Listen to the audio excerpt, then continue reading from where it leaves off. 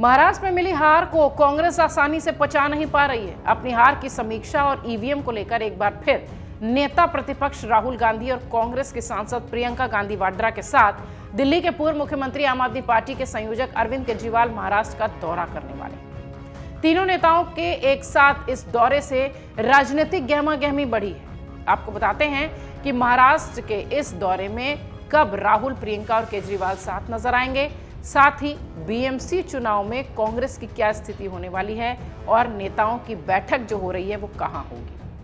मामला कुछ ऐसा है कि महाराष्ट्र में बीजेपी गठबंधन की सरकार बनने के बाद से एक बार फिर से प्रदेश में ईवीएम की गड़बड़ी का मुद्दा उठा है और इस बार महाराष्ट्र में मार्कनवाड़ी में विपक्षी नेताओं की एक बैठक होने वाली है। इसको लेकर मार्कनवाड़ी का दौरा महाराष्ट्र के पूर्व मुख्यमंत्री उद्धव ठाकरे करने वाले हैं।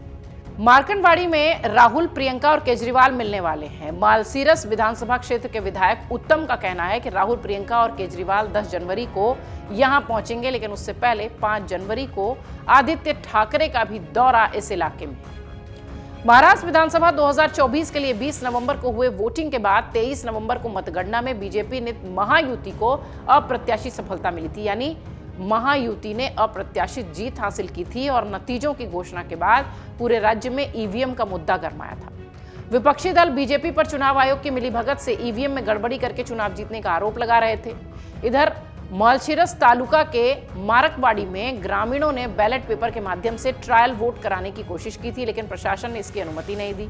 क्षेत्र के विपक्षी गठबंधन यानी महाविकास अघाड़ी में शामिल एनसीपी के शरद पवार के विधायक उत्तम जानकर सहित कई ग्रामीणों के खिलाफ एफआईआर भी दर्ज कर ली गई थी। मारकवाड़ी जाने का प्लान पूरी तरह से बना हुआ है। आपको बता दें कि इसके विरोध में विपक्ष पूरे राज्य में ईवीएम के विरोध आंदोलन चला रहे हैं।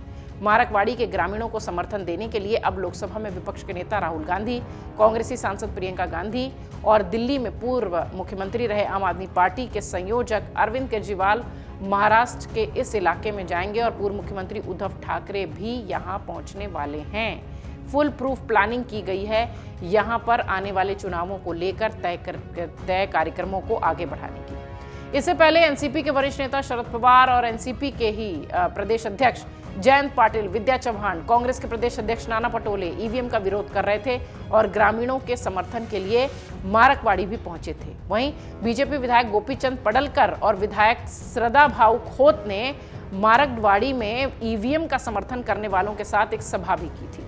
आपको बता दें, महाराष्ट्र में बीजेपी गठबंधन की सरकार बनने के बाद मंत्रियों को उनके विभाग दे दिए गए हैं। महाराष्ट्र के मुख्यमंत्री देवेंद्र फडणवीस ने अपने पास गृह मंत्रालय, कानून और न्यायपालिका रखा है। एकनाथ शिंदे को शहरी विकास, आवास और लोक निर्माण विभाग दिया गया है। अजीत पवार के पास वित्त और योजना आबकारी विभाग है। 5 दिसंबर को फडणवीस ने राज्य के मुख्यमंत्री पद की शपथ ली थी। एकनाथ शिंदे, अजीत पवार डिप्टी सीएम बने थे। 39 मंत्रियों को शामिल करने की प्रक्रिया 15 दिसंबर को नागपुर के राजभवन में हुई थी और उसके बाद से ही सबकी निगाहें महाराष्ट्र पर टिकी हुई थी। महायुति की सरकार बनने के बाद महाविकास अघाड़ी में हलचल है और महाराष्ट्र की महायुति सरकार के लिए पोर्टफोलियो आवंटन में मुख्यमंत्री देवेंद्र फडणवीस के पास भारी भरकम विभाग रखे गए हैं, इसकी भी चर्चा खूब हो रही है। फडणवीस ने अपने पास कानून और न्यायपालिका के साथ साथ महत्वपूर्ण गृह मंत्रालय रखा है, जो राज्य के शासन में एक महत्वपूर्ण जिम्मेदारी है। गृह मंत्रालय की आस लगाए बैठे एकनाथ शिंदे को झटका लगा है। उप मुख्यमंत्री एकनाथ शिंदे को शहरी विकास और आवास के साथ साथ लोक निर्माण विभाग भी सौंपे गए हैं। फिलहाल जिस तरीके से कांग्रेस तैयारी कर रही है, या यूं कहें कि महाविकास अघाड़ी तैयारी कर रही है एकजुट होकर इस ईवीएम वाले मुद्दे को आगे बढ़ाने की, वो निश्चित तौर पर चर्चा का विषय है और शायद इसी कड़ी में प्रियंका गांधी वाड्रा, राहुल गांधी और अरविंद केजरीवाल एक साथ महाराष्ट्र के इस इलाके में नजर आने वाले हैं।